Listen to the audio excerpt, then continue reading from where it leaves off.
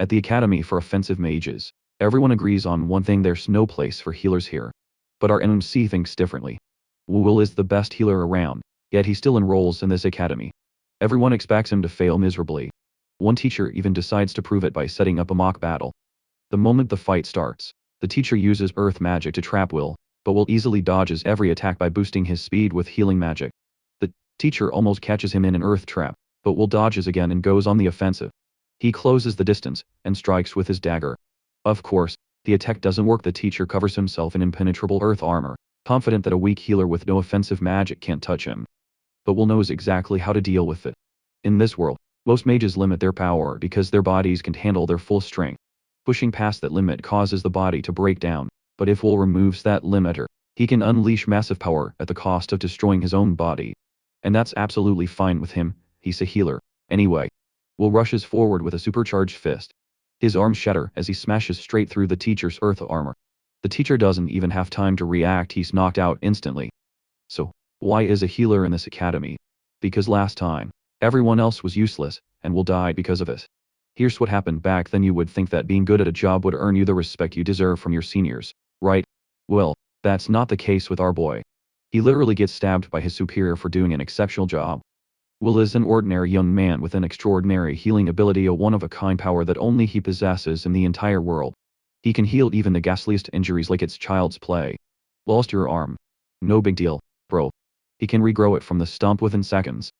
Currently, he is serving alongside the last remaining soldiers on the front lines, fighting against a demonic army led by demon lords, the very forces responsible for ravaging the kingdom of Grand Bulb.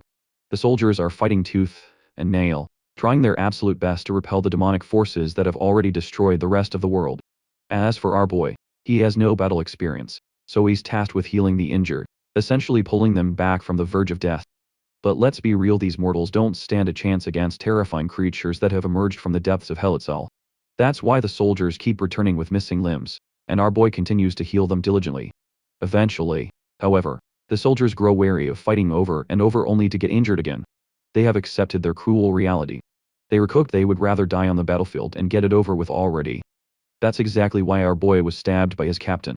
The captain believes that Will doesn't understand the pain and horror the soldiers endure every time they were forced to return to the battlefield.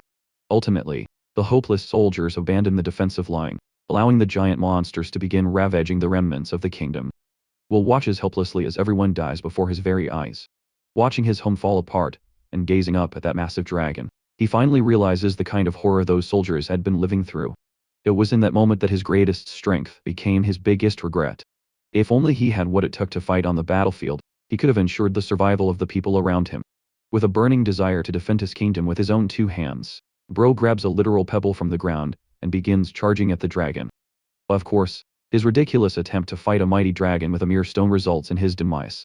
However, predictably, he wakes up almost 5 years in the past right before he earned the title of world's greatest healer, a title he later came to resent. Determined not to repeat his past regrets, he decides to enroll in an academy that specializes in offensive magic rather than healing. His first pick is Swartz Academy, a school dedicated solely to the combat arts. In this world, the art of healing and the art of offensive magic can't coexist, forcing young mages to opt for only one profession. However, Will decides to break this unspoken rule and achieve what he failed to do in his past life. He plans to use his past knowledge to nurture himself so that he not only knows how to heal, but also knows how to fight on his own. To get the ball rolling, he must enroll in one of the most prestigious academies this world has to offer, Swartz Academy. It's believed that this academy can mold young talent into first-class, offensive magic-wielding mages. Not to mention, the most talented battle mage from Will's past life was also a graduate of this school. However, there is a problem. Will is a healing mage, so getting into Swartz wouldn't be straightforward. Usually, nobles spend a fortune to have their dim-witted offspring enrolled in this academy, but our boy is currently broke.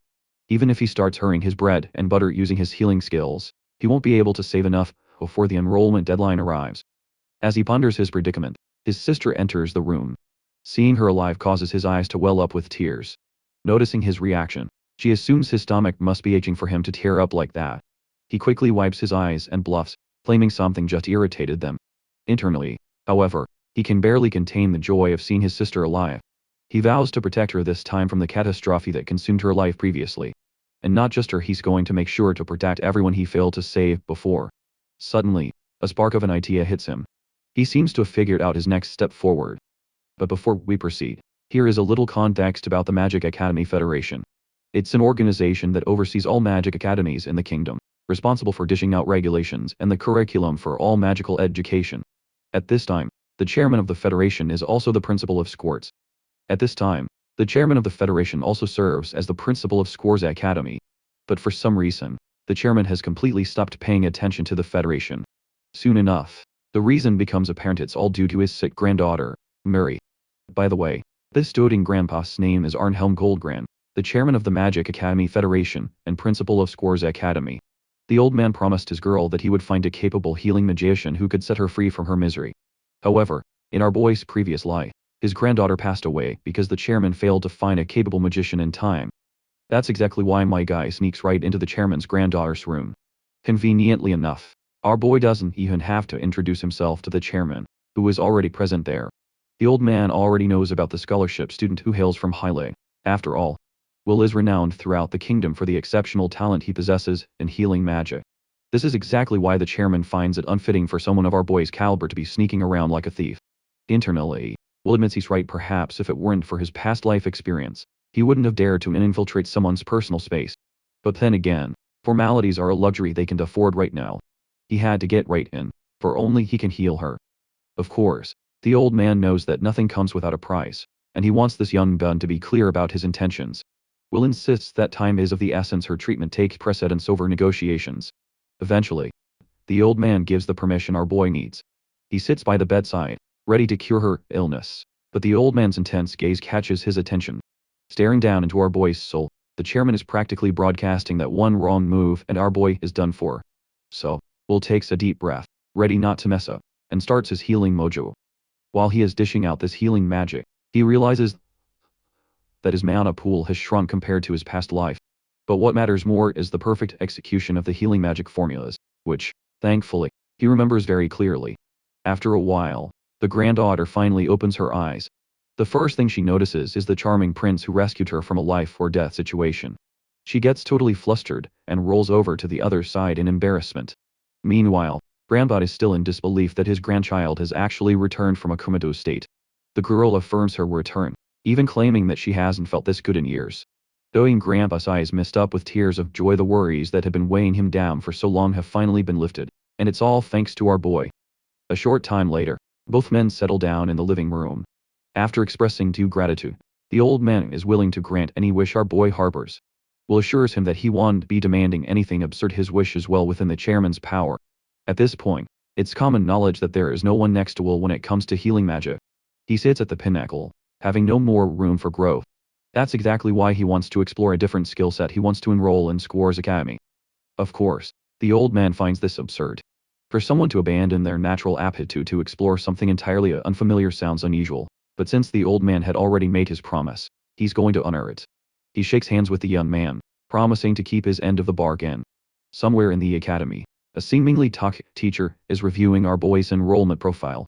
He finds the chairman's actions to be quite bold, enrolling a healing mage who has 0 offensive skills into a combat school. Eventually, the day of the entrance ceremony arrives, and the new entrants gather in the academy's assembly hall. Up on the pedestal, the chairman is there to pitch and glaze his institute. Squirts Academy is a fully residential school specializing in offensive magic with its own unique curriculum. Its vast campus houses multiple training grounds, and things only get better with the advanced research facilities and a massive library, making it stand out even more. Influential graduates are active even beyond the academy, making it possible to receive various forms of support from the kingdom. If I had to sum it up, there is no other institute that provides this kind of environment to study the intricacies of offensive magic. Let's not forget that our boy is just a mere healer enrolling in this academy, which has been unprecedented up until now. So, it goes without saying that his path ahead will be paved with thorns. My guy is ready to face whatever lies ahead, as long as he becomes the offensive mage he desires to be. However, reality is often far from expectation. The first class after the entrance ceremony takes place, and Will can be seen sweating bullets. He is supposed to hit a target with a fire magic spell. Somehow, he manages to activate a fire spell, but it fizzles out as soon as it appears, and it's not the first time this has happened. To make matters worse, his teacher is a total piece of trash who tries to bully our boy by using his weakness as leverage. Will can only attend the class if he successfully manages to hit the dummy. Until he manages to achieve this, He is forced to continue his practice in the training grounds on the other side of the school building. Will insists that his teacher at least show him the ropes, or else he would never be able to learn it properly. Then again, it was clear from the start that this particular teacher has a hate boner for our boy. To him, wasting time teaching a healer isn't the best investment. Will begs him to at least allow him access to the library so that he can learn something from the theory. Once again, the bastard humiliates our boy for being a mere healer, claiming they have no literature that could be used by his kind. Taking advantage of the situation, a blonde Dutch bag strikes down the healer with devious magical backshots, forcing Will to collapse on the ground. The poor guy didn't even expect the sudden attack, but the bully thinks it's just more of a reason to take advantage of the healer for being so weak. He boasts about the Academy's offensive rank status, telling any softy healers like Will to get lost for daring to take admission. This is the first time I'm watching a teacher gang up on a student for the first time, I am watching a teacher gang up on a student alongside a bully. Both of them are dog-walking Will as if he's nothing but the lowest trash in their eyes. That night, our boy looks completely exhausted by the bench. His efforts to learn offensive magic have ended up in the gutter so far. He knew it would be a total pain in the ass, simply because of the fundamental difference between healing and offensive magic. Both draw from their own specific energy sources. Mana is the power of the mind, a mage's ultimate weapon which is activated through complex formulas. Mana also moves according to the caster's will. Using that mana for explosions or raw firepower creates offensive magic healers, on the other hand, possess calm mana. But that's where Squirt's Academy comes into play. They were the best at raising offensive mages, so there has to be a way for him to refine dynamic mana. Will strongly believes he can manipulate his mana in a way that converts static mana into dynamic mana. The biggest obstacle in his way. He can't even attend classes right now because that shitty teacher won't let him in. Will refuses to give up, hoping to encounter that one person who helped him in his previous life. Because of her alone, his choice to come to this academy might actually end up being worth the pain. Unfortunately, he can just keep going blindly, so he starts brainstorming other ways. Suddenly, a familiar voice confronts him for staying out late. When Will looks at this person's gorgeous face, he sees Veronica, an extremely competent warrior, who once fought right alongside him. She was one of the highest class offensive mages he ever knew, and in the end, he had to grieve her loss during that tragic war. Luckily, she's alive in this regress timeline. But before they can even talk, she whips out that same sword, the one that can cut anything in half. This girl looks like a female Gojo with Sukuna's abilities. The fact that she's pointing her sword at him isn't exactly a pleasant greeting. It turns out she's hunting a suspicious student around campus, and she's wondering if Will is that same troublemaker. Our boy quickly clarifies that he's absolutely not that guy, because on the off chance she actually swings at him, he's going to need another isekai regression from Truck-kun. She believes him, which calms him down, and he asks to confirm if she's really Veronica. The woman is offended that he addresses a teacher so casually, which leaves him feeling both shamed and shocked. He knew she was older than him in his previous life, but not that much older. Turns out, she's actually a prodigy who skipped grades and got promoted to professor immediately. It's totally unsurprising considering her god-tier talent. This is the opportunity Will has been waiting for, a shooting star that could help him finally learn offensive magic. At last, Will expresses his interest in taking Veronica's class. Knowing she's his one last hope, he inquires about the enrollment procedure. But she immediately rejects him, stating she hasn't initiated any classes yet. Since she's a new teacher, who was fast-tracked through numerous ranks, she has no idea how things work here.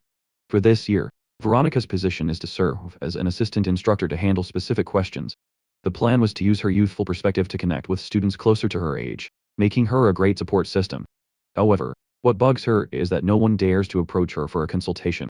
Well, our boy can tell her exactly why. It's because this woman whips a murder weapon at the slightest inconvenience. But from his point of view, this is just an excellent opportunity to exploit the situation. He doesn't even have to take her classes, he can simply use her to teach him privately. So, he asks her a question, knowing it's her job to answer. Being blunt right away, he inquires how he should approach learning offensive magic as a healer. From his words, Veronica instantly realizes he's no ordinary student, especially after sensing his odd mana flow composition. She remembers now that this guy is the notorious freshman who joined Squirt's Academy. In all her years, she admits she's never seen a regular healer try to learn offensive magic. The good thing about Squirt's is that the Academy offers a method to cultivate something called dynamic mana. It's a foundation that our boy believes will serve as his perfect starting point. When Veronica confirms its existence, Will gets hired, thinking he actually has a shot. One small problem: this woman straight up tells him that his dumb ass won't be able to learn offensive magic, even with that method.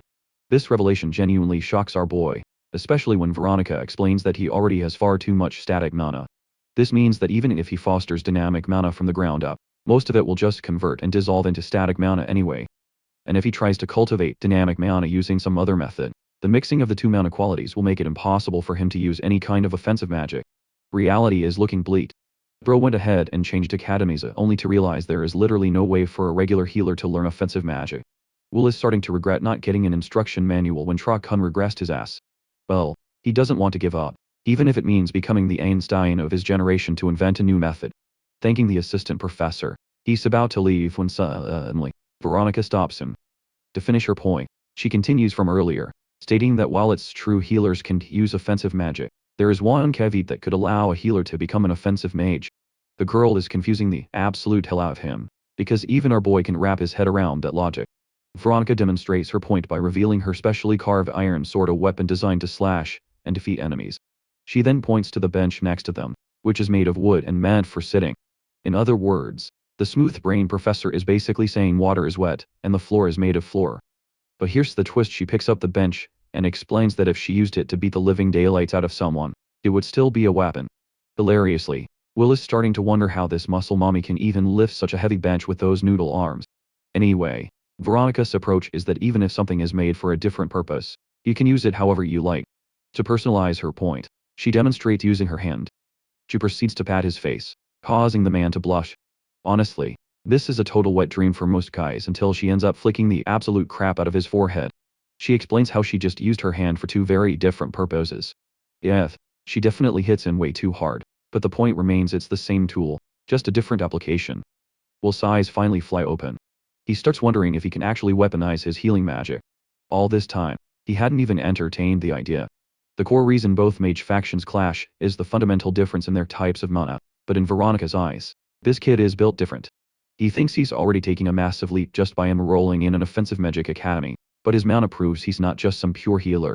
This is an observation that even Will hadn't noticed himself, making him wonder if this is another broken ability gifted to him by Tra-kun. Pointing her blade at his throat, she orders him to wake up and ignite the aggressive passion within his soul. If he can pull that off, he'll become unstoppable, obliterating anyone who stands in his way. The next day arrives, and our boy is still reflecting on his teacher's lecture from yesterday. She used so many examples to drive her point home, but what really stuns him is why she doesn't seem to hold any prejudice against regular healers. Then there's the fact that she came up with a perfectly logical theory right on the spot. Will starts to suspect she's using the same method herself, but his train of thought is cut short by an instructor rudely calling him healer. Today's class is actually special since they're doing a series of one-on-one duels. He's allowed to participate alongside the others, though whether he can actually cast offensive magic is his own problem to solve. The scumbag teacher has already finalized the pairings, and without a shadow of a doubt, this man matched our boy against Ulpis, that blonde Dutch bag from the other day. Our boy isn't exactly hyped for this match because the kid comes from a prestigious noble academy with all the backing in the world. He's a total trust fund baby, but more than that, he's actually a high-tier offensive mage. Ulpis is already claiming victory, trash-talking our boy, and asking if he's going to run back to mommy after getting destroyed. Will is trying his absolute hardest not to get rage-baited by this imbecile. Even though he's technically from the future, and knows he's just dealing with a kid, it's still incredibly annoying. On the bright side, Will wants to test Veronica's theory in a real fight, so he's actually invested. He catches the professor's attention and refuses to forfeit.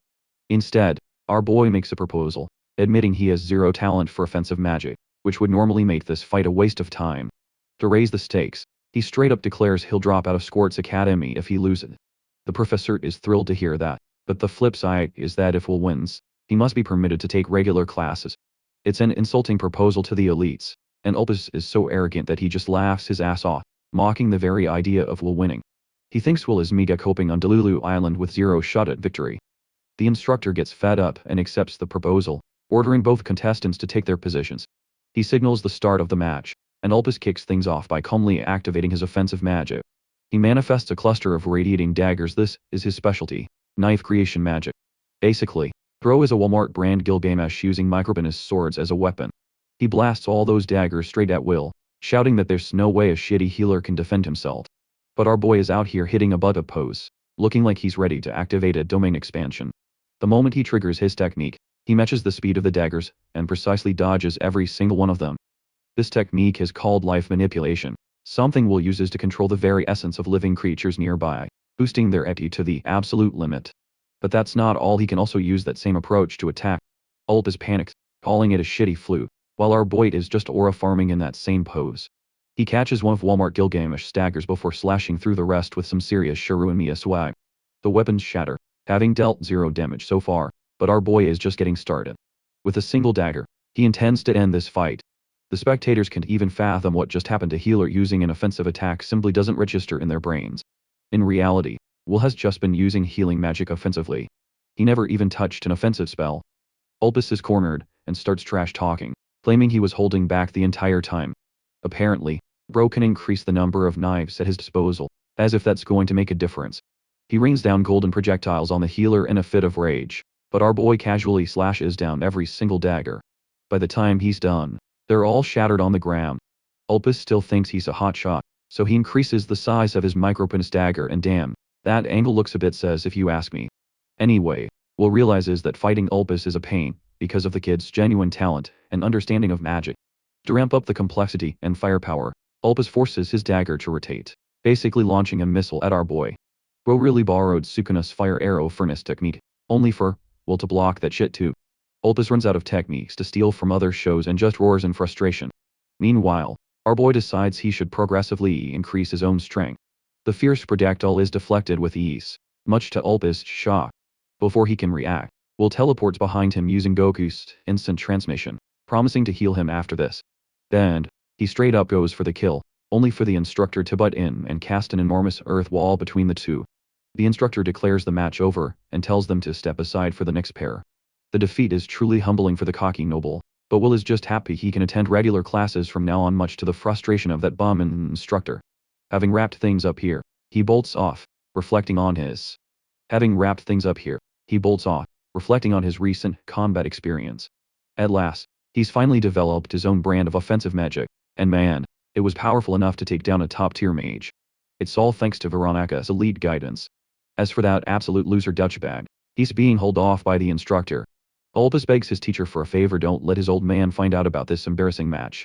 Both of these guys are done-tier haters who just can swallow the l. Next up, we find Will back in the classroom. He's here to grind through classes and sharpen his grasp on attack magic. The instructor walks in, throwing a shady glance at Will before kicking things off. So far, the curriculum has been pretty basic. One homeroom teacher essentially juggles all the subjects. Will is most hyped for the magical tool creation class, vibing with a similar concept he learned back at the Healing Academy. Today's lesson: crafting ice bombs. The instructor passes out the materials for the students to assemble and refine. Will realizes he never actually forged weapons in his past life, only recovery items. But here at the Offensive Academy, he's expected to craft lethal gear for the front lines. The mana required for this is obviously dynamic mana, but when it comes to crafting, the specific flavor of mana doesn't really matter. That's why Will isn't sweating it, even with his massive surplus of static mana. Checking out the materials, he finds ice golem shards and powdered flame branches. Following the steps, he mixes the fragments, but things take a sudden, volatile turn. Will ends up hurling the ice fragment using body enhancement, causing that tiny shard to detonate in a massive blast, leaving a cluster of jagged ice spikes in its wake. Our boy is low-key impressed, but this little stunt is seen as peak disrespect by the faculty. The instructor rips into him, straight up threatening to tank Will's grades. The rest of the bullies are loving it, especially Ulpus, which pretty much confirms he's in cahoots with the teacher. Will's next class is up magical creatures. He's handed a cute little salamander, while the instructor snidely tells the low-tier students to pay attention. Our boy is feeling a bit uneasy being so close to a magical beast. In his mind, this tiny murder machine suddenly blasts a pillar of fire, causing Will to instinctively deflect. It was all just a vivid hallucination, but it still draws the instructor's unwanted attention, who confiscates his trusty pot. Things are looking grim, and Will is finally realizing the reality of the situation. The instructors are letting him attend class, but they were low-key torturing him at every turn. If this keeps up, he wouldn't learn a thing, so he's gotta find a way to flip the script again. Watching from the sidelines is a mysterious student who clearly sees the blatant double standards going on. The bullying is non-stop. Will has to dodge heat not just from the students, but also from the instructor's ridiculous, off-syllabus trick questions. His giba is getting absolutely trashed, and even after hours, he finds piles of literal garbage dumped in his room. When he tries to report the issue to the supervisor, the guy just punishes him further by revoking his dinner privileges. Our boy is getting cooked left, right, and center. He collapses in his room, realizing this academy is just a hive of haters. Just when he takes one step forward, he's hit with a ton of new hurdles to clear. Will knows that his actual progress is doing wonders, and he's not about to let these clowns get under his skin. The silver lining is that he already scrapped with one of them and walked away with the one. That's all the proof he needs that he can become the attack mage he's always dreamed of being. Focusing on the positives, Will remembers he's got his textbook, so he can at least grind through the homework and study on his own terms. The next day rolls around, and to his absolute shock, there isn't a teacher or a single soul in sight. The instructor is usually here by now, but the room is empty except for one girl nearby. It's as if the news of a sudden schedule change was kept secret from specific students. Annoyed, Will gets up to strike up a conversation with her. He walks over, totally startling her as he approaches. Our boy just wants to know if the schedule got swapped overnight, and it turns out that's exactly the case. The instructor has a hit list of students he hates, and she's right on there with Will.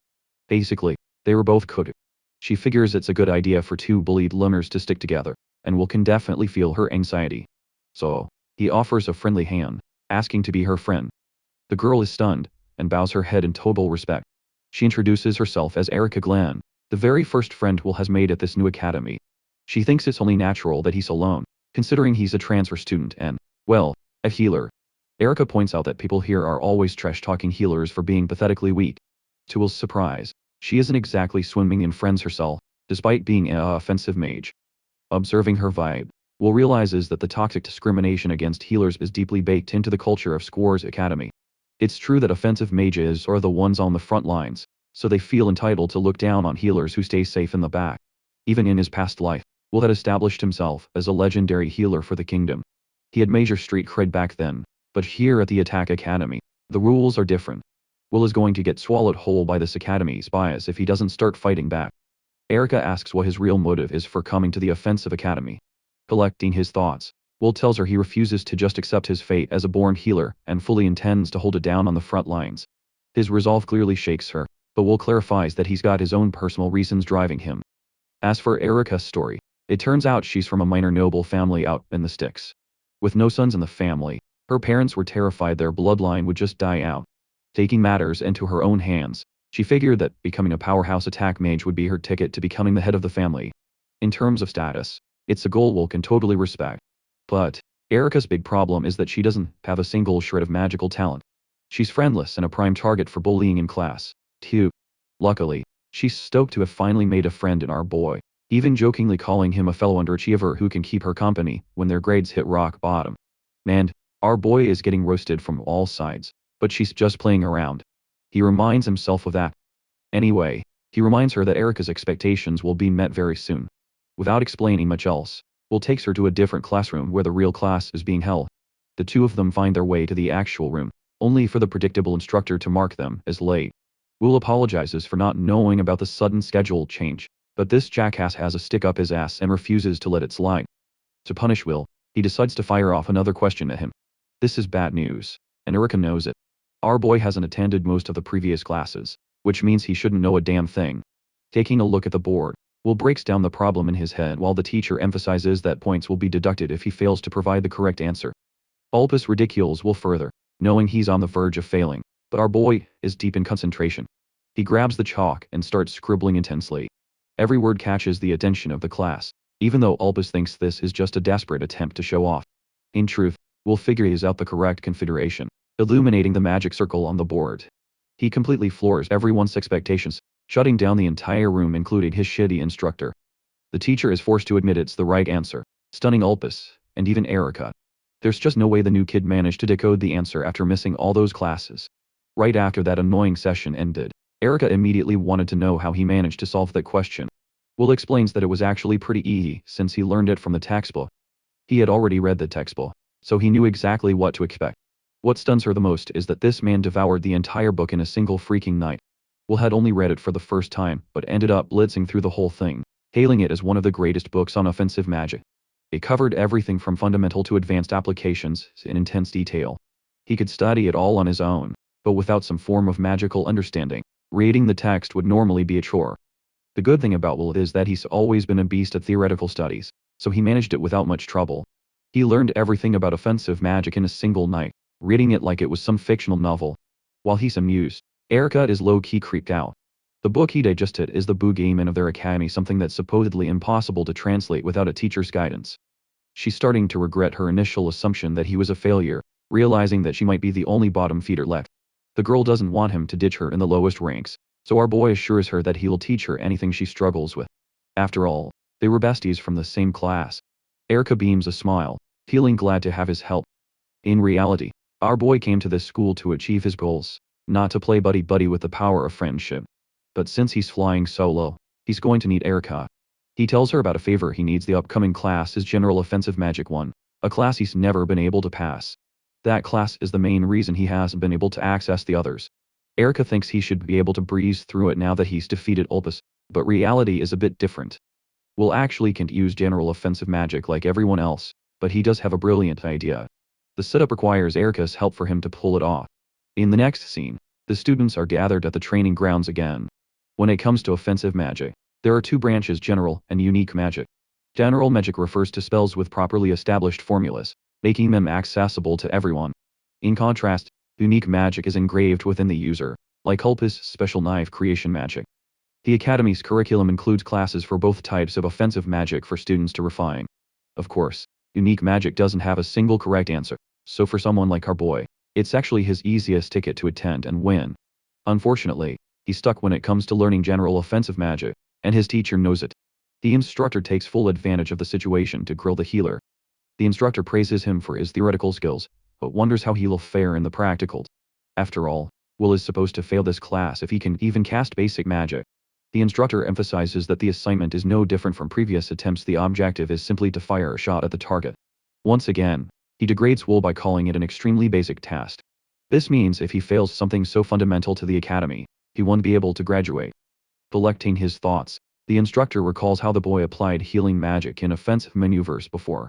He remembers how healing magic can buff a boy's general stats, but this is different. Will straight up can't use offensive magic. The teacher just wants this kid to get lost and forfeit the class. But our boy isn't going anywhere. He just smiles at the situation. The instructor is blown the hell away when he sees Will's hand suddenly engulfed in flames. There's no reason on earth why this kid should be able to cast such magic. But don't be fooled, this is actually just a sneaky tactic used by our protagonist.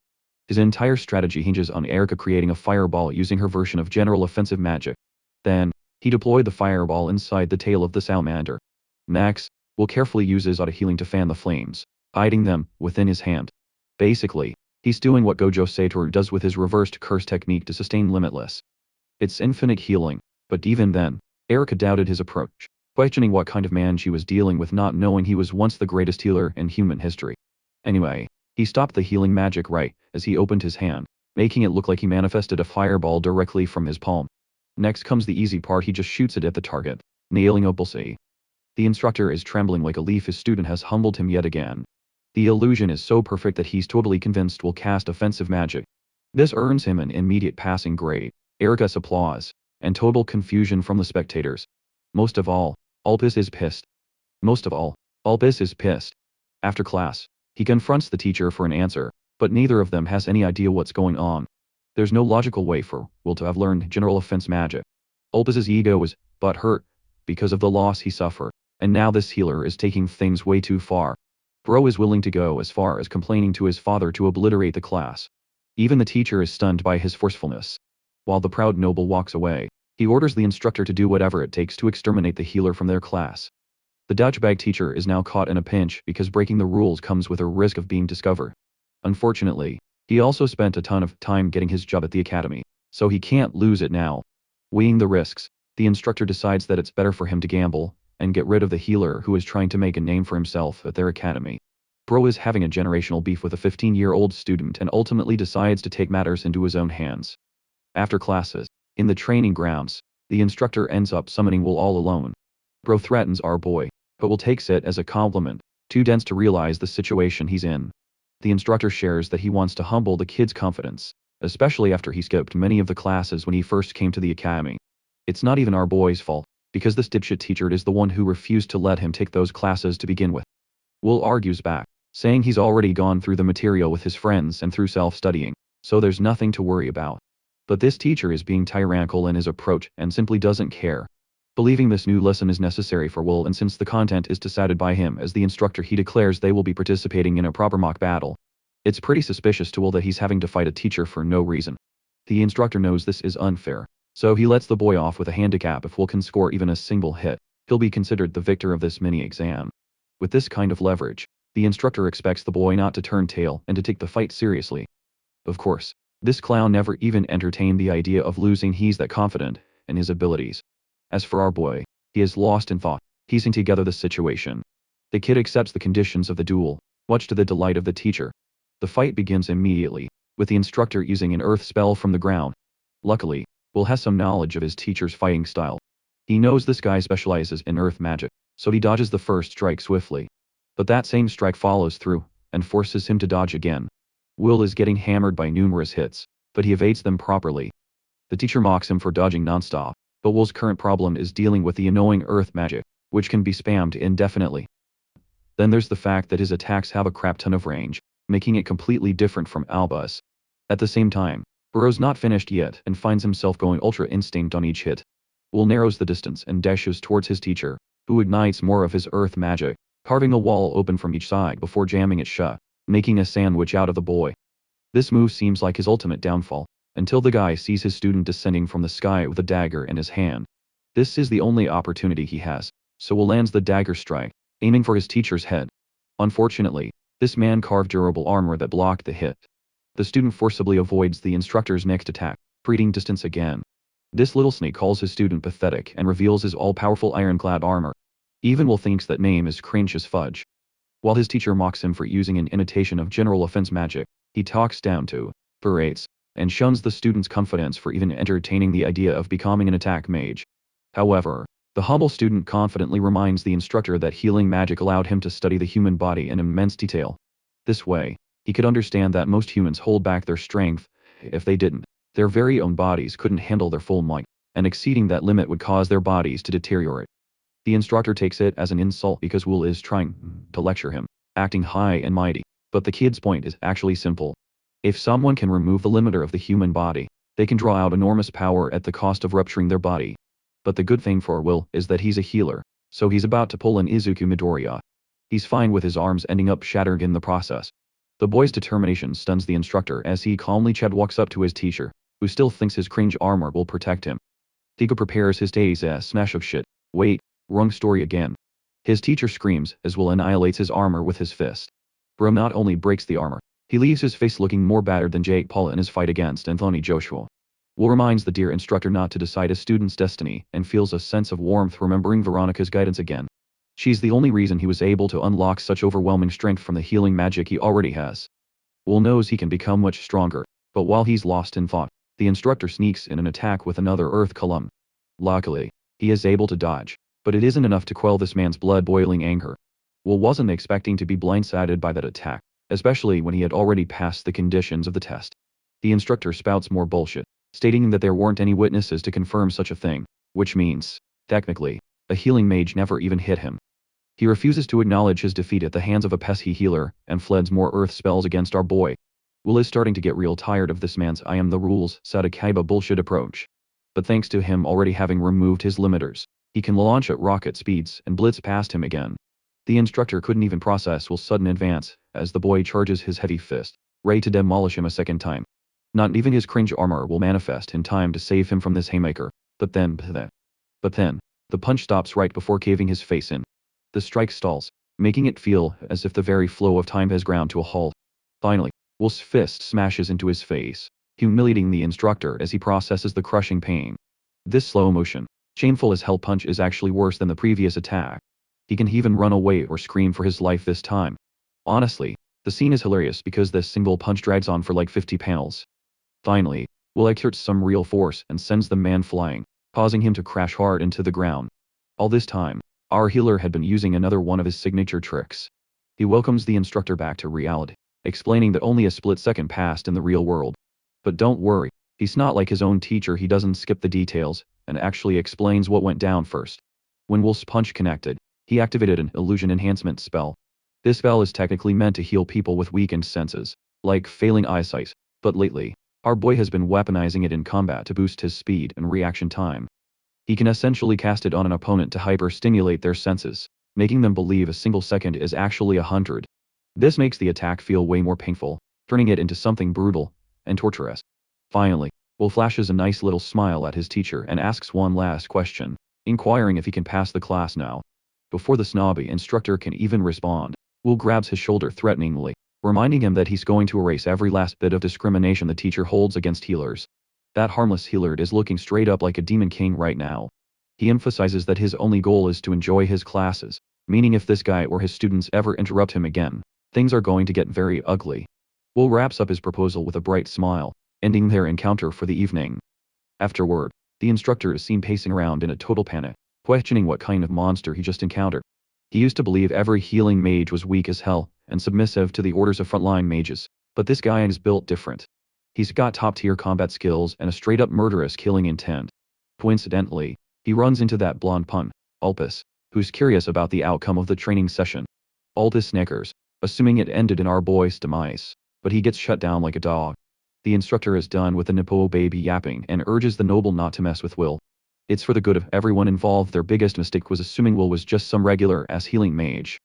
Ulpus is startled by the advice and tries to threaten him with his father's name again, but this time, the instructor isn't flinching. He basically tells the blonde punk to go cry to his daddy all he wants, because if Ulpus actually had that much pull, he would have eliminated the healer by now. The Omen family doesn't just jump at Ulpus's command, but one thing is certain: if they keep messing with the new kid, he'll destroy them for good. Ulpus is left fuming, unable to believe the situation has spiraled this far. A few days after that phenomenal beatdown, class has just ended. Will is chilling now, mostly because he can sense the blonde noble being extra cautious around him. No more tricky moves, no more snide comments. Finally, our boy can focus on his classes. Yet, he's still unsatisfied with where he's at. Right now, his ultimate objective is to prevent the future destruction of humanity. The only way to dodge a dark fate like that is to get stronger. Sure, his healing magic helps with body enhancement, but he's boxed himself into using just basic strength attacks. Sensory enhancement is great for illusions, but it's nothing compared to the versatile fighting styles of offensive magic. Will realizes he needs to carve out a completely new combat style to keep up. He explains this exact thought process to Assistant Professor Veronica, seeking her guidance once again. Will's approach definitely needs some polish, but Veronica has something else to say first. He's a bit hesitant to hear it, but she actually ends up congratulating him for everything he's achieved so far. Thanks to his performance, the faculty has been talking about the healer nonstop. A healing mage keeping pace with the Academy's elite classes is nothing to scoff at though. Predictably, some of the other teachers are looking pretty salty about his progress. Interestingly, Veronica hasn't revealed to anyone that she's the one behind his growth. She never really had the chance to bring it up anyway, since the other teachers just disregard her for being special, even among their ranks. Our boy is relieved, since this means he won't have to deal with extra drama. It was her advice that got him this far, and he wouldn't want her catching heat for it. The professor doesn't mind, though, admitting she's actually grateful to him. Like she mentioned before, healing mages rarely ever try to turn their theories into reality. Then, she pulls out her sword again. She strangely loves doing that, and challenges our boy to a duel. Will clearly didn't see this move coming from Veronica, but she's genuinely curious to see where he stands. It's the most direct way to help him get stronger, but our boy is not ready at all, and panics like hell. The swordswoman emphasizes that the enemy won't wait for him and blitzes from her spot. She appears right in front of him with a thunderous impact, swinging for a slash that Will barely manages to deflect at the last second. He can hardly keep his weapon steady against her heavy hits, as she continues to overwhelm him with a flurry of slashes. Even after burning through all his boosts and maxing out his reaction speed, he still can keep up. The thing about Veronica is that she's more than just fast. This woman is lightning incarnate. Her sword moves elegantly from one swing to the next, meaning in a battle of endurance, Will is going to be the first one to break. And during the heavy strikes, Will realizes he's only got one shot to impress her with his limit-breaking speed. If he can catch her off guard now, he might have a chance. Channeling his energy into his heel, our boy crackles forward with a thunderous ferocity of his own. The professor definitely didn't expect. Our boy charges ahead with a thunderous ferocity all his own. The professor didn't see this maneuver coming, just like he predicted. And right as the blade is about to pierce her face, she reacts at point-blank range and counters the attack by literally slicing his weapon in two. The fight's over, and even with Will's best effort, he's still no match for the elite warrior's skill. Veronica shows her enthusiasm. She couldn't believe he actually tried to pull a fast one on her like that. What she used back there was a magic sword to counter his move. All this time, she figured he was just a healing mage who could pull off some offensive maneuvers, but this is on a whole different level. The boy's current fighting skills are ranking near the top of the leaderboard, but Will isn't satisfied with his progress just yet. As always, she backs his ambition and determination to get stronger. Understanding that simple enhancement isn't his end goal, Will admits he's trying to break the limiters on his own body, but as today's fight proved, that won't be enough. The professor draws another analogy, stating that a sword's purpose goes way beyond just casual swinging. It can thrust or even be thrown, and healing magic has to have applications like that, too. Unfortunately, Will's been brainstorming similar ideas, but he hasn't been able to come up with anything concrete. The gorgeous swordswoman explains that his biggest shortcoming is a lack of actual combat experience. He lacks the intuition to truly grasp what it means to be in a fight. In Veronica's view, experience trumps knowledge when applied correctly. Even in their recent battle, Will noticed a little something she did, and as he pieces together her advice, Will asks if he should keep doing mock battles against her. Veronica likes the initiative, but recommends he take part in a monster subjugation training mission instead. The boy is finally bewildered. He's finally going to get an up-close experience of a life-or-death combat situation. He actually took part in the same competition across the three academies: Squartz, Halet, and Elburn. All three academies boast offensive, defensive, and swordsman styles. Their students are expected to execute subjugation requests.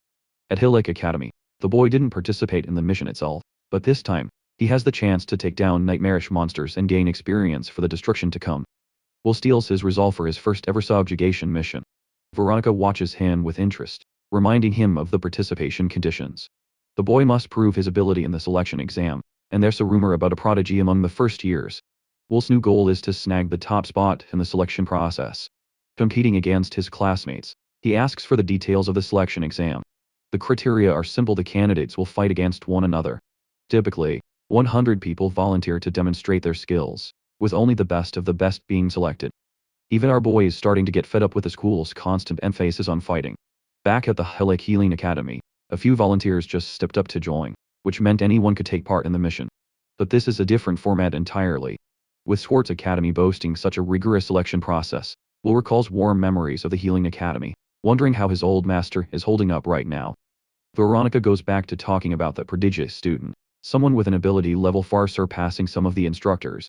This means Will won't be taking that top spot easily, which makes him wonder if the assistant professor has actually met this student personally. Unfortunately, she's never had the chance to meet the guy because he likes avoiding teachers, acting like he's way better than them.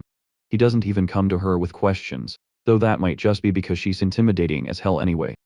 Veronica promises Will that she will assist with his training for the exam, which definitely brightens his mood since she's the only chance he's got at leveling up. We skip ahead to the day of the selection exam. Will walks into the arena, knowing how quickly time has passed. Since then, he feels more confident than ever, having finished all his preparations. As he's mingling, a certain voice calls out his name. It's the chairman of the Magic Academy, the Lions, Arnhelm. The principal is happy to report that his grandchild has been making a steady recovery ever since Will healed her. The chairman even apologizes for not looking after the boy, especially after he saved his grandchild's life. Will explains that while he did struggle with the academy's challenges at first, he's completely blended in now without any trouble. In fact, he's determined to score first place in the selection exam, a noble goal that clearly impresses the chairman. Interrupting their conversation comes the party pooper and instructor who shuts Will down by calling his words a joke. He thinks this pipsqueak is heavily underestimating his class, and by the way, Bode is also the field training supervisor for the event. Interestingly, Will has met this dude in his previous life. Bode was known as the Violet Lightning, famous for his incredible hero class results during the Great War. Unfortunately, these two never got along, and history is repeating itself. The same brooding, Macomage tries to intimidate the healer by emphasizing how the world is full of combat geniuses. Training is just a pebble in comparison. He openly trash talks Will to his face, declaring the kid has zero chance of winning as a healer. The boy stays silent while the chairman suggests they settle their argument during the exam, not before it. The instructor nags that he's just educating the brat, and highlights that the real victor of this exam is going to be Darius from his class. This young man is straight up a character copy-pasted right out of Genshin Impact. Darius Blue Note is the prodigy everyone's hyping up, and he's also the same guy our boy is destined to confront for first place. In the selection exam, the competition is fierce, and the chairman is stoked to see them staring each other down. Without wasting any time, the candidates enter the arena, surrounded by a cheering crowd looking for an epic match. Will and Erica are in the second row at the front, with the healer expressing his shock at seeing her participate. Unfortunately, she has to participate, or she'll lose her allowance privileges at the academy. Even Ulpus is eyeing our boy down from afar, while the chairman officially congratulates the candidates for making it this far and wishes for the best mages to win. The first round is going to be a prelim. The first round is a preliminary, designed to weed out most of the candidates and leave only the top-tier talent for the final selection. This means it's a massive free-for-all, with 100 students duking it out simultaneously. The arena is way too cramped for a brawl this big, but don't sweat it, the chairman uses his personal domain expansion to warp them into an entirely different dimension. These students can't even fathom where they've been transported to, while the old geezer stands at the edge of space itself, scattering them to various locations. Will gets dropped into a forest right behind the academy. Once all the students are transported, the headmaster announces that everyone has been placed in random locations. The goal is to cooperate wisely and avoid getting overwhelmed by the opposition. Every starting position is purely luck-based. Will is just out here glazing the chairman's incredible teleportation skills because the old fart just warped everyone at the exact same time. With that, the field training exam officially commences. First things first, our boy leaps onto a branch and activates his presence concealment spell. He's going full stealth mode, playing it safe while the other contestants are nearby. Looking back, he spots 3 students squaring off. One of them is rocking a massive earth golem that could honestly pass for a Pokemon, while this other girl has a big-ass fairy hammer. They are both so busy facing each other that they completely ignore the third attacker, a woman who freezes them both in place. Will is genuinely impressed by the range of skills these attack mages possess, and realizes there's a lot he can learn from them beyond just chasing first place. He likes what he just saw and intends to rework it into his own skill set. The fight ends, and the last man standing is the golem dude. He's out here celebrating an epic win, but meanwhile, our boy swoops in and pulls a total psych move. Will grabs his head and activates a consciousness blockade, knocking him out cold instantly. Think of it like a budget version of Gojo's Infinite Void. With this ability, Will can manipulate his opponent's life force to force a blackout, but he has to keep a firm grip or the move won't work properly. This is a technique he picked up from Veronica during their training sessions. Lost in thought, Will barely notices an attack coming his way. He dodges a flurry of short daggers and immediately realizes it's that same absolute clown again. This time, the kid brought his friends along. Albus believes he's just trying to pass the exam like every other student, but he's leaning on the numbers advantage in a 3-against-1 situation. There, Albus activates knife creation magic. One lackey coats the daggers in poison, and the final crony uses shadow clone magic to multiply them even further. With these poisoned blades flying, even a single graze could mean game over for our boy. Blocking is straight up out of the question. Dozens of blades hunt him down as they approach, and while he considers the idea of neutralizing the poison with recovery magic, dealing with this many daggers even with body enhancement seems like a massive pain in the ass. Cornered, he decides to pull a completely new move. A sudden barricade rises in front of him, shielding Will from the knives. Albus is stunned as he watches that same rock golem from earlier now serving a new master. The neat trick about recovery magic is that it can be deployed on other living creatures. This rock golem is capable of moving on its own using the caster's blood. Even though it can't handle complex patterns, the healer can easily manipulate it using a spell called pseudo-life imbuement. The golem charges the skin and bones trio. First, our boy's new toy whacks one dude in the chest, then it sits right on top of another guy, probably giving him permanent back pain. With those two finished, Aldous starts panicking. He's dead meat, because our boy blitzes him like Min into Namikaze, grabbing his face and tapping him out for a nap. The fight is over, so Will returns to stealth mode while his golem takes point on the battlefield. Since his enhancement techniques limit him in close quarters combat, his best shot is using a golem to compensate for that glaring weakness. It also lets him safely scout everyone else like this. Suddenly, a gigantic twister catches his attention. It looks like a natural disaster just struck the forest, but nope, this spiral of wind is a literal Kamehameha wave that our boy barely manages to escape. The attack literally scars the earth, obliterating the golem as well as the rest of the students and knocking down every tree in the area. In the distance, Will sees one man serious, the prodigious student. And I'm not even kidding. Bro, this guy looks more like a main character than our actual protagonist. His abilities are terrifying. At a glance, Will wonders if he should use a trump card to fight him, but suddenly, the match is forced to a close. The headmaster commends each candidate for their efforts during the preliminary round. Only 4 remaining contestants will make it to the next phase. The real competition will be held in the arena, so until then, the chairman advises the students to rest as he activates transfer magic. While the transfer magic is underway, Sirius the very serious man gives our serious protagonist a seriously intense glare. Will has to find the will to beat this guy in just one day. Both of them vanish after that. Back at home, our nerd is busy doing homework and strategizing for the exam.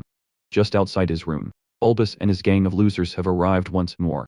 They were already pissed off after taking 50s every time they challenged the healer, but Albus is a sore loser and a total twat. He's obsessed with the pride of his noble family, and wants to uphold the Omen family honor against a lowly healer. What worries him most is the thought of his father discovering the whole situation. Still, his friends just don't have the heart to tag along anymore. They ditch his ass, leaving him to deal with his own mess. Ulpus panics and eventually boils over with anger, declaring that he has a way to get rid of the healer even without using magic. Although while our boy is just chilling in his room, suddenly, Will hears a knock at a very strange hour. He gets up to open the door. Already sensing a bad vibe. Obviously, it's Albus standing there, pulling that corny noble act, and greeting him warmly. Will is suspicious, and isn't buying the performance for a second, but the golden noble claims he's just there for a talk. He immediately launches into his sheer hatred for healers, expressing how he's done a whole bunch of things to eliminate Will from the academy. Obviously, our boy pulled a no reverse in every situation and outplayed him back to back.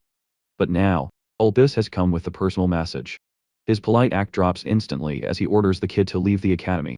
Yeah, so much for that shitty acting performance. Will is genuinely starting to respect this man's hitting game like, he just can't leave him alone for once. Albus boasts about being a respectable member of a noble family and claims he doesn't like healers just sitting around. Even his older brother was weak as a healer, people mocked him, and he just grinned in front of them. To Albus, offensive mages are proud, while regular healers are pitifully pathetic. This is the dark reality for most teachings in noble families, a truly torturous system.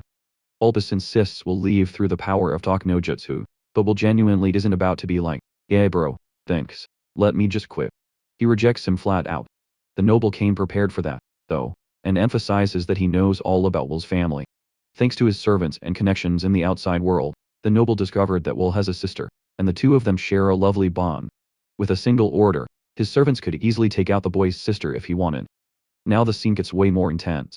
Will's regular, aloof demeanor drops as he goes straight for this guy's neck before bitch slapping him into the ground. Next, he gets behind him, folding his arm into a position where it could easily shatter apart. Will reminds the dear noble that he's already made up his mind, and despite Albus whining like a dog, his arm goes crack, leaving him a whimpering mess. The noble is still hell-bent on revenge, stating that the academy won't forgive Will for breaking his arm. But here's the neat trick: bro forgot that Will is actually a healer. It's all good again, which also means it can happily be cracked again. Crack goes a second time, leaving Albus devastated with roaring, traumatic pain. Will heals it again, and the game continues. The noble pleads, but it breaks again anyway. The cycle of breaking and healing goes on, with Will playfully stating that he's sticking to his decision. He delivers a strong threat: his sister is a boundary this loser should never have crossed. Crack, crack, and crack. It's relentless arm shattering until Albus's spirit is tormented apart. He finally understands that this kid isn't a healer, he's modern Satan himself. Just like the reality check the instructor got, it's made painfully clear to the noble he can't fuck around with Will ever again. That might, Will sends the noble back with happy regards, as if nothing even happened. Our boy doesn't feel a single ounce of regret, he even experiences joy before falling asleep. The following day, the main tournament is underway. People in the arena are waiting for this match with keen interest. The four who cleared round 1 are supposed to face each other, and one of them happens to be Erika herself, someone who has outshone Will's expectations. Apparently, she just caged herself in firewalls, intimidating everyone else from daring to approach her. Long story short, this girl didn't even move and won by default. However, something feels off. Will doesn't think this is the full story. She asks him to go easy on her, but this man isn't a simp, and intends to go all out. Erika expresses that she'll be aiming for a much higher evaluation after beating him, and so commences their epic showdown. Her first assault comes in the form of a searing fireball. Will contests this fire attack by blocking it head-on. It's a simple fire spell, nothing special about it. Even his healing magic can easily regenerate any injuries without trouble. This simple move makes him underestimate Erika until he notices something really bad. That same spell that hit him is more than just a simple attack, it's a trap. Erika continues her assault, launching fireballs back to back. But there's something special about her flames, they aren't extinguishing at all. This woman straight up learned Demetrisu from Itachi and copied his whole flow. Despite her low firepower, the duration is abnormal. Even if he maintains active recovery, the repeated damage is going to hurt him.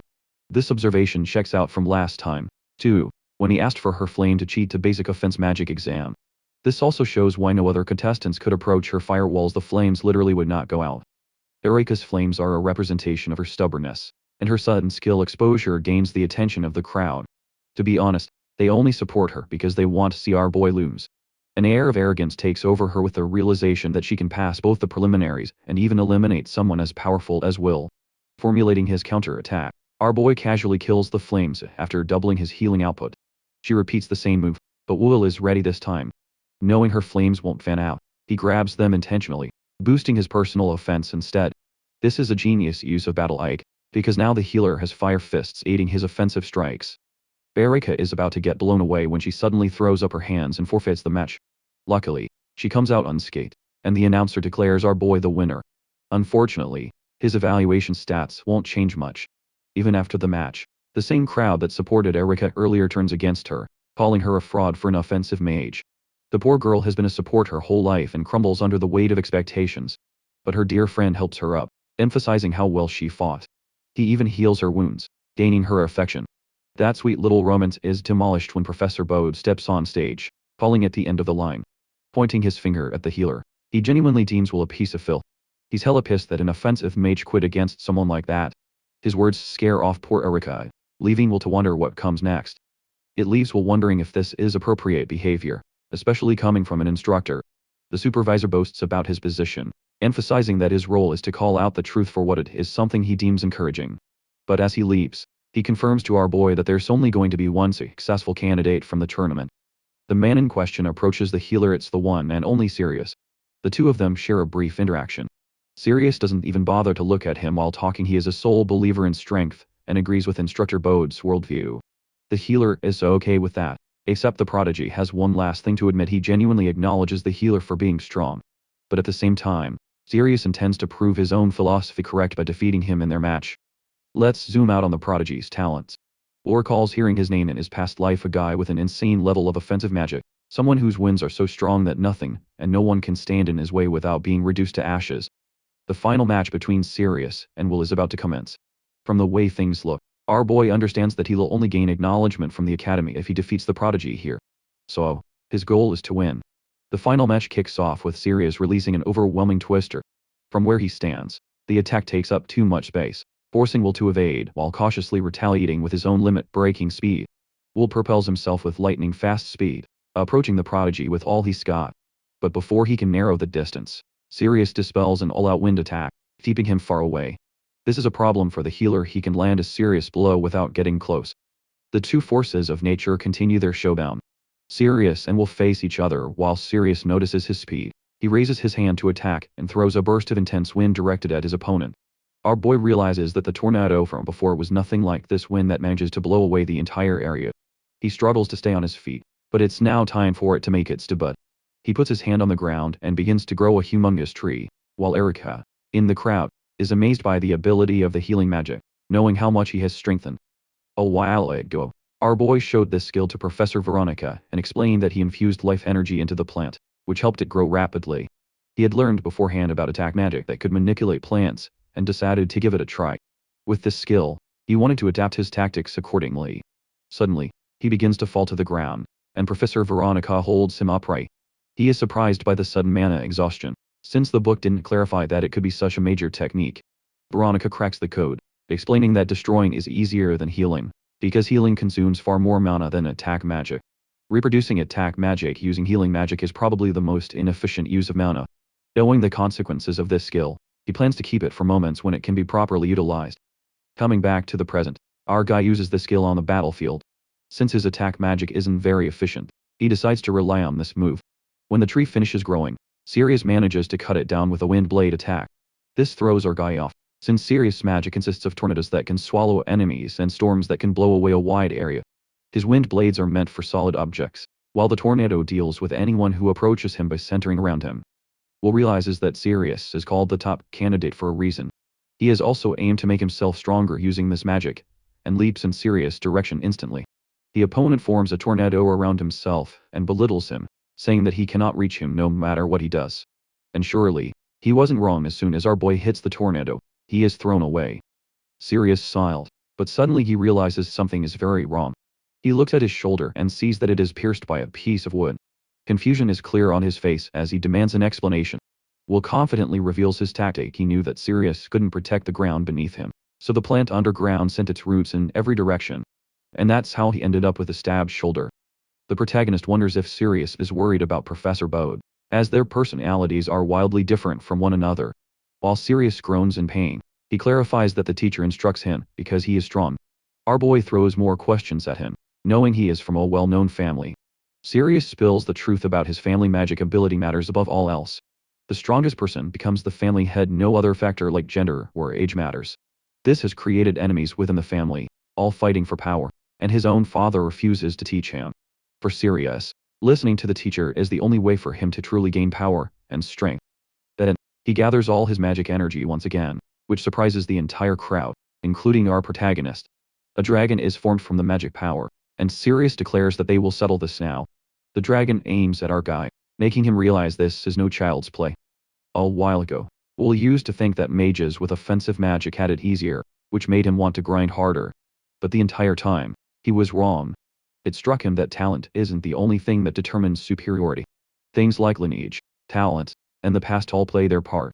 All of this leads him to declare to Sirius that he wants to beat him in this fight. Sirius is baffled by this sudden announcement.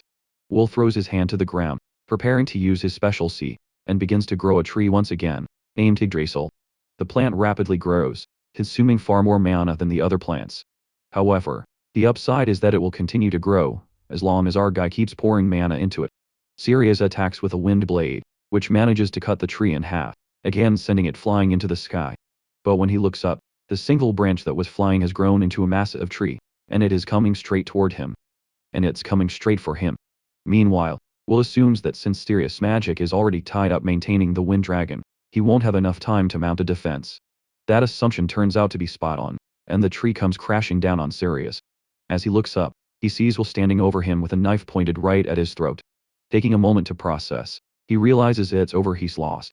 Will is officially announced as the winner. The crowd erupts. Nobody expected Sirius to actually take him here, and everyone's buzzing about the insane strength our protagonist possesses. Then, our hero offers a hand to help Sirius back up, praising his skills, but Sirius just sounds completely defeated. Our boy tries to reassure him, admitting it was a hell of a match. Suddenly, Professor Bode walks in, clearly disgusted by Sirius' lack of results. He kicks the tree off the kid and hoists him up by the waist. He drags him away, absolutely furious that Sirius failed him, declaring that his training is starting over from square one. The entire crowd goes dead silent, knowing just how brutal this sounds. Bode turns to the crowd, screaming that this lesson was meant for everyone. Infuriated, he can wrap his head around the fact that a literal healer just took first place. Will realizes Bode's tantrum is spiraling out of control, so he steps up to defend Sirius. He argues that Sirius' strength was actually impressive, and that catching Will doesn't make him weak in any way. Just as he's about to keep going, Bode angrily shuts him down. Then, Bode starts stalking toward our guy, mocking his attempt to stick up for Sirius. He tosses Sirius aside like trash and calls our boy stupid, claiming that in a real match, only raw strength delivers results. Consumed by rage, he declares that losing makes you no better than discarded garbage. Will is visibly disturbed by Bode talking so much trash about his own student. He starts arguing that being a superior doesn't give Bode the right to say whatever he wants. Bode's eyes flare with fury as he tries to break our guy's spirit, telling him he'll soon be cast aside with the rest of the weaklings because there's zero value in being a healer. He taunts him further by pointing out how dangerously low his mana levels have dropped, which actually catches our boy off guard. Bode adds that weaklings are just parasites who end up getting stronger people killed. Being called dead weight triggers a flashback of Will's past, back when he was abused by Bode for not being strong enough. Even then, he tried to stand his ground, insisting that healers are the ones who support everyone else with their magic. He shouted, trying to prove his point that the world needs healers to maintain balance, otherwise, humanity is toast. Bode lets him go, recalling how his former disciple once stood on the front lines to buy time for the rear guard to get out, only to be wiped out by weak monsters at the extraction point. His disciple died with nowhere left to run, and Bode could only watch helplessly, knowing he didn't have the power to save him. He clenches his fist and roars that Sirius shouldn't have to die for trash like that. From a purely practical standpoint, the professor isn't 100 wrong. If you're weak, you're going to die eventually, no matter what, so people have to train just to survive. There will come a time when monsters get even more violent, and when that happens, the strong can't afford to be selfish. In times like those, even people without natural talent need to know how to hold their own. Snapping back to the present, our guy challenges the professor to a duel, hoping it will finally force Bode to acknowledge him. Bode scoffs but accepts the challenge, convinced there's no way a mere healer could ever take him down. Hearing this, the referee starts panicking, asking if Bode is actually serious about this match. Bode just arrogantly bends the rules to suit his whim. With no other choice, the referee carries Sirius away. A special match Will versus Bode is announced, and moments later, the match begins. Bode cracks his knuckles, breaking that he's about to show everyone just how weak our boy really is. With his mana levels running low, Will is definitely sweating facing the toughest opponent he's seen in a long time. He starts planning carefully because this is far from a normal duel. Just as he's getting ready, Bode yells about how slow our guy is and unleashes a massive attack. The magical spark is bright enough to light up the whole arena. He then starts gloating, listing the 3 reasons why he's guaranteed to win. A massive surge of mana radiates as he drops the first reason, a distance advantage to suppress the enemy. The second reason is speed, which keeps the opponent from even making a move. The third reason is raw power, the ability to end it all in a single blow. As Bode is about to keep going, he mocks that the protagonist probably can't even hear him anymore.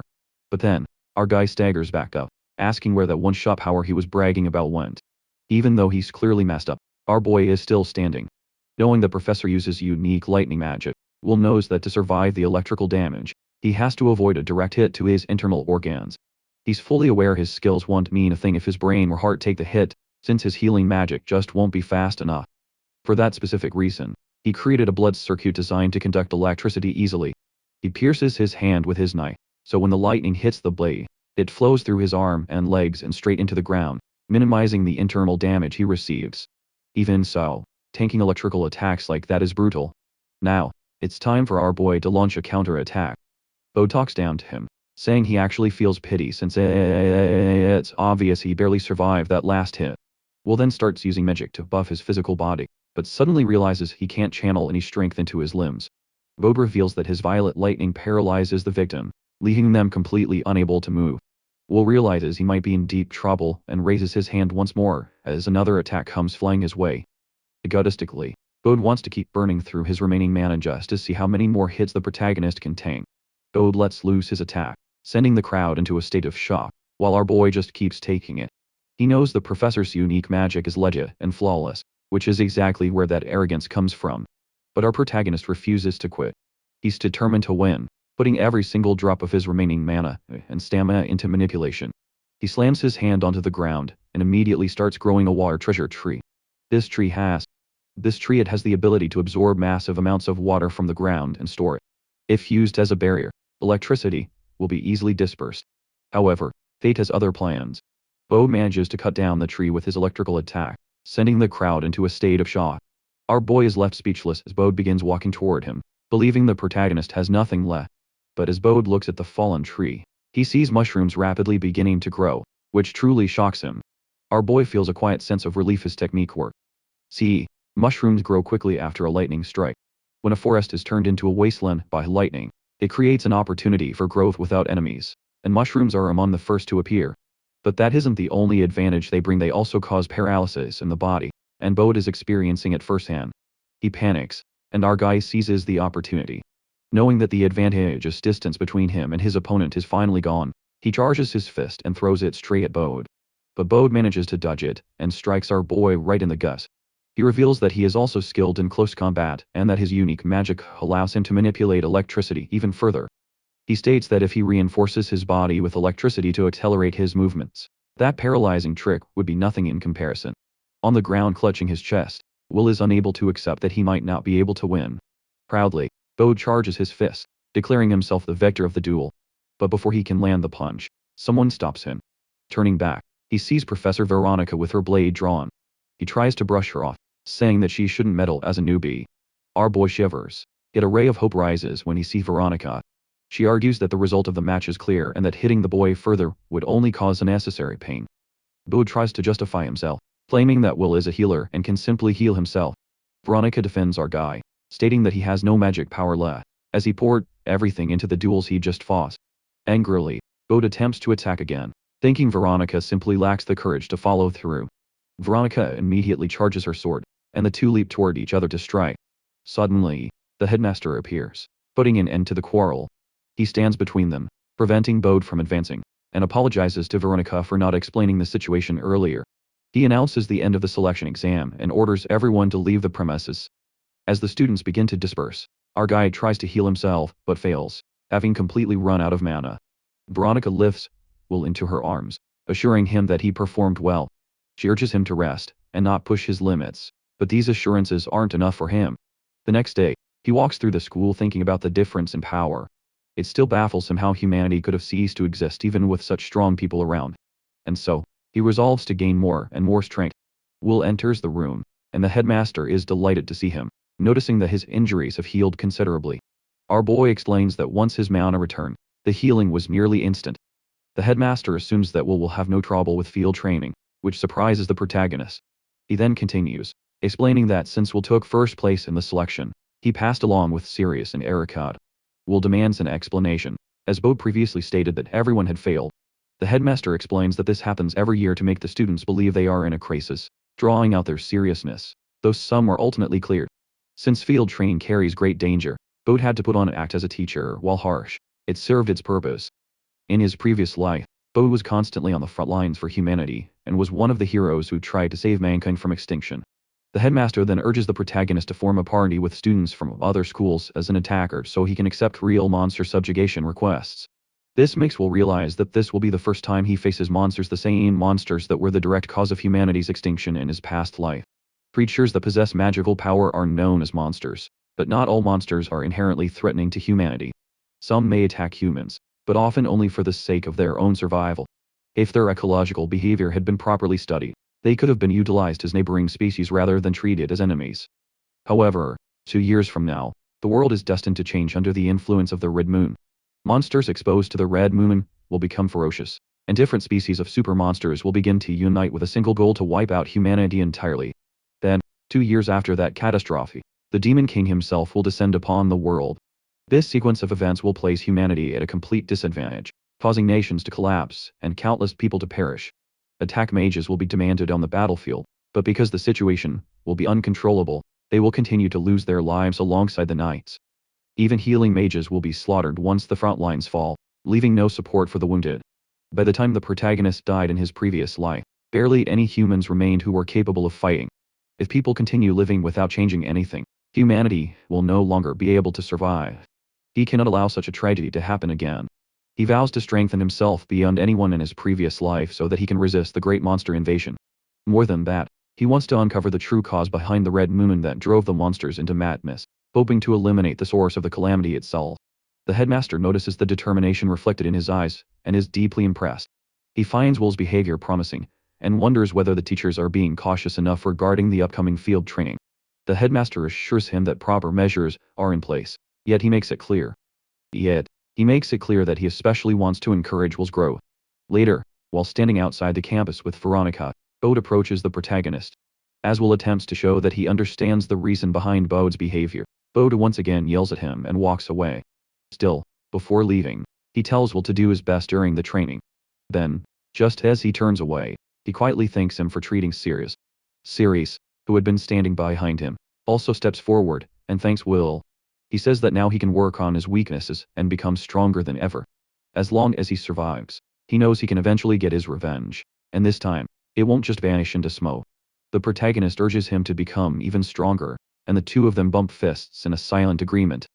To Will, it feels like a massive advantage that more skilled attack mages are beginning to appear, as they will be invaluable allies in the upcoming battles against the monsters. Soon after, they depart in a carriage. After some time passes, they are informed that the Dunkel Forest is approaching, and that the training details will be reviewed shortly. Veronica explains that they will be fighting goblins as part of a requested mission within the Dunkel Forest. She proceeds to guide 3 students from Squirts, Bills, and Gilborn.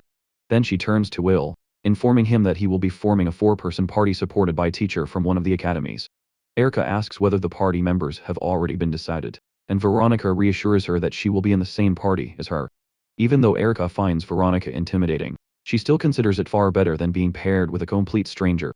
After some time, they are informed that they have arrived.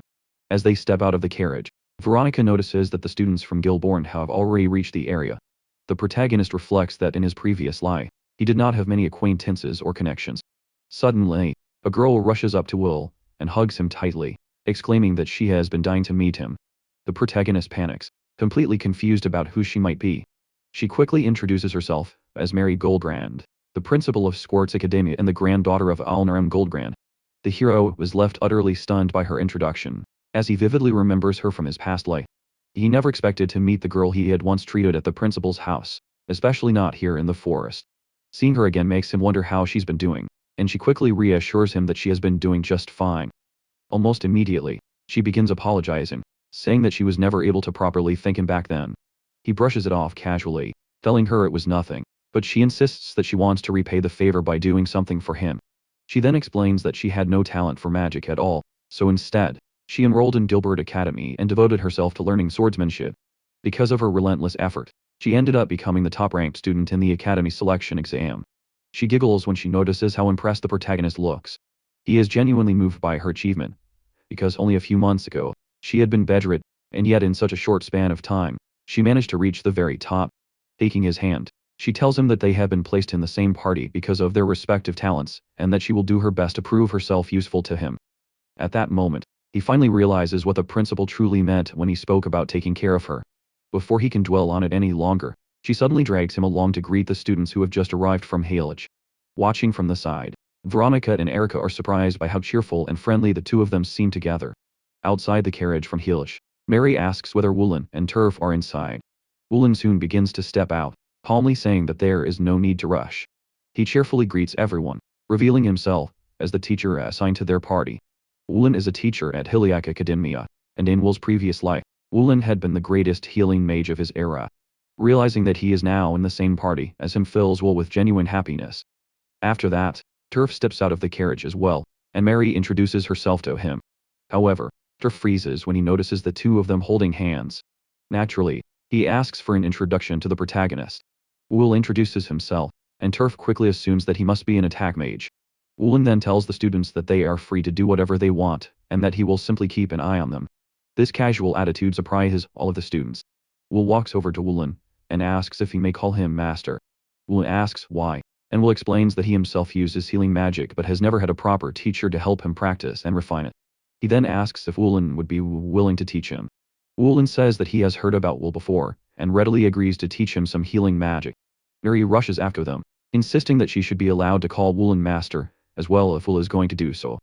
From the side, Veronica observes how well the party seems to be getting along. Later, when the subjugation mission is assigned, each party is instructed to operate using a hut as their base. The area where goblins have been reported lies deep within the forest, so Woolen, Murray, and Wool decide to head there immediately. Meanwhile, Turf, the healing mage, is instructed to stay behind at the base, avoiding the front lines in accordance with traditional protocol. As they walk toward the goblin spawning area, Mary asks whether Wool is really only going to act as a healing mage on the front lines. He responds calmly, telling her not to worry about him. He explains that he will act as the group supervisor instead, allowing them to fight freely while he keeps a close eye on everything. Taking his words seriously, the two of them accept that the supervisor has no strict rules. They immediately begin hunting the goblin. In a single swift motion, Mary cuts down a large group of goblins all at once. The protagonist can hardly believe what he is seeing, remembering that only a few months ago, she had been completely bedridden.